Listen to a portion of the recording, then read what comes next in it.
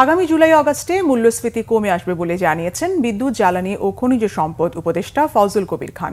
শনিবার রাজধানীর সিডাপ মিলনায়তনে বাংলাদেশ অর্থনীতি সমিতি আয়োজিত বাজেট বিতর্ক প্রসঙ্গ অনুষঙ্গ শীর্ষক আলোচনা সভায় এসব কথা বলেন তিনি। অর্থনীতি একটি খাদের মধ্যে ছিল, সেখান থেকে একটা ট্র্যাকের মধ্যে আনার বাজেট দেওয়া হয়েছে বলে জানান তিনি। অর্থনীতিতে প্রতিযোগিতা সৃষ্টি করা হবে, এখন থেকে আলোচনার মাধ্যমে নয়, জ্বালানি খাতে উন্মুক্ত টেন্ডার দেওয়া হবে।